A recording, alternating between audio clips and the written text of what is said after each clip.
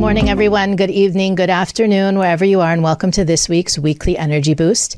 My name is Elisheva, and I'm here to share with you, you don't have to take the long way home.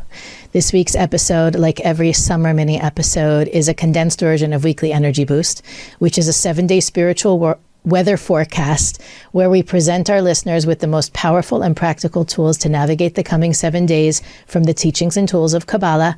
And even though we're focusing on the opportunities and potential pitfalls of this coming week, you can use these teachings and this wisdom anytime.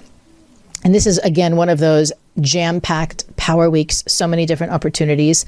We'll talk about the weekly energy last, but this Friday, August 2nd, is a really powerful day, not the whole week, but the day. So mark your calendars, Thursday night to Friday night, where you can tap into the energy of what the Kabbalists call mazala, the idea that you can shift your destiny. You can change the movie that you've created through your thoughts, words, and actions. You can change that movie for the better. It is the anniversary of the elevation of the soul of Joseph the Righteous, Yosef Tzaddik, Joseph and the amazing Technicolor Dreamcoat. And whenever a soul leaves the physical reality on the anniversary of their passing, we on planet Earth get to connect to all the light they revealed in their lifetime. And Joseph revealed so much light. He is a chariot for the energy of Yesod, which I know is a Kabbalistic vocab word. It really means the energy of being able to be a channel of abundance and prosperity to the physical reality. So when we connect to him this Friday, we are connecting to that energy of abundance and prosperity. He's also the master of restriction. He is a very connected to the teachings and wisdom of dream interpretation. And so just knowing that and opening yourself up to that, it's available. Meditate on it, connect with it, ask the universe, the creator, to upgrade what you can receive and how you can receive it. There's also going to be resources on weeklyenergyboost.com for you to learn more about that opportunity. Something that our listeners have been asking me to do is to mention powerful windows in time enough in advance that they can do something about it. So we'll talk more about the month of Leo next week. But on Monday, which is when next week's episode is supposed to air, it's already the new moon of Leo. So mark your calendars and set your intention and prepare your consciousness from Sunday night to Monday night, which is Monday, August 5th. It's the new moon of Leo. So you want to make sure, again, the month of Leo is one of the 3 negative months of the year, according to Kabbalah. Negative not because it's negative, but negative because we lack that atmospheric ozone protection that we normally have spiritually in the month of Cancer, Leo, and Capricorn. We lack that protection, and therefore the energy comes at us stronger and harder and can be more uncomfortable. So it's not negative, but we can receive it as negative. We get reactive to things, and the more reactive we are in this period, the more impact that a reactive behavior will have on us in the future. The more negative seeds we're planting by being reactive. So the important thing to remember on Monday is to be on your best behavior. Even if you can't catch Weekly Energy Boost on Monday, just remember it's really, we're planting a seed. We're setting a precedent for the entire month so that to be on your best behavior spiritually, to be as proactive, sharing, kind and compassionate, mindful, studious. That's why we have new moon connections, both online and in our local Kabbalah Centre, so people can get together to learn and meditate and create that imprint on the month, not only for us individually, but for the world. So you're welcome to be a part of that as well. This week's energy, on top of all of that, is really giving us, I want to say it's a chance to shorten the process. Maybe that's the best way to say it. There is a teaching that comes from this week that talks about how every individual has a certain amount of process. The spiritual journey must require a certain amount of effort. I don't even want to say time, because time is a construct of the physical reality and doesn't exist in the spiritual realm, in the upper worlds. So it's not that our life's processes need to take a certain amount of time, is that there's a mandatory process. It's different for each individual, and I'll give you a more down-to-earth explanation.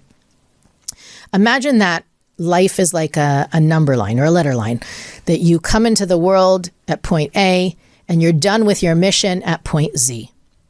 How fast or slow you go from A to Z is only in your hands. So let's say, for example, and this is the example I often use, I probably used it on the podcast before, that your soulmate will come to you into your life when you get to point L for love in your journey. Okay? So what can you do to draw your soulmate? Evolve to level L in your process. How long it takes you? Some people meet their soulmate when they're 10. Some people meet their soulmate when they're 60. It's not about time, it's about process. And sometimes other relationships happen to get you from H to I, from H to J, from H to K.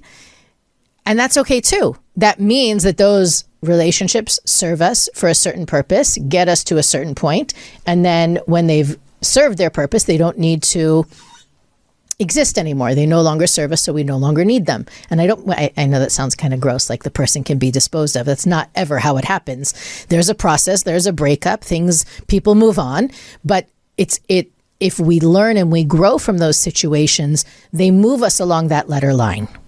So part of this week's opportunity is to embrace the process, to understand that life is not a schedule. It's not a calendar of events. It's not, time is running out. Time isn't running out. Process is taking time. Process is being stretched out. And I am the only one who is in charge of my process. So there may be a certain amount of legs to my journey.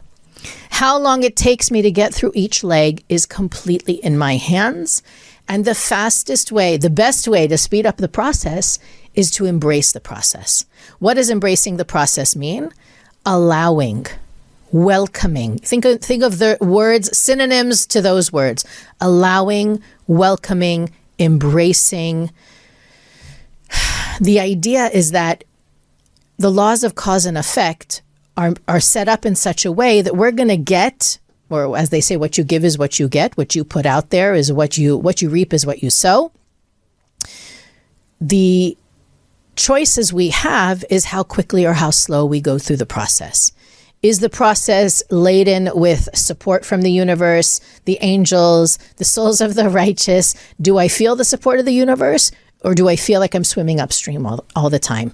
And it's normal to feel like you're swimming upstream some of the time. But if you always feel like everything is against you, this week the universe is telling you, ask yourself why.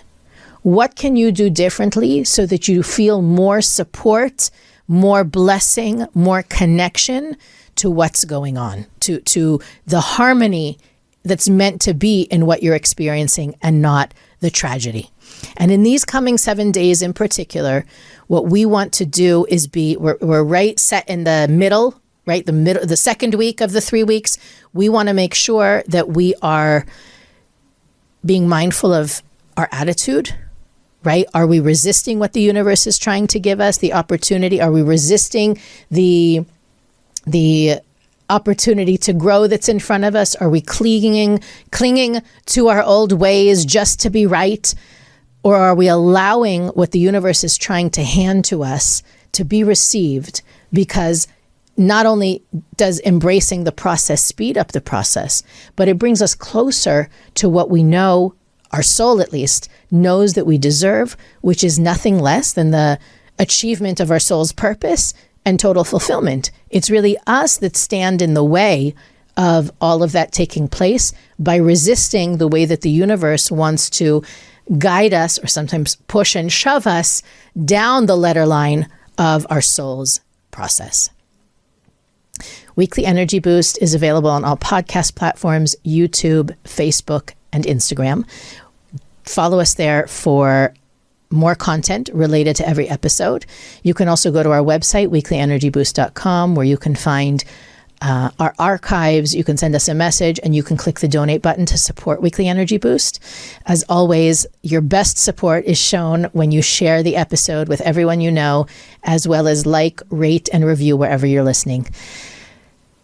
Have a great week, and we'll see you next time for another summer mini episode of Weekly Energy Boost.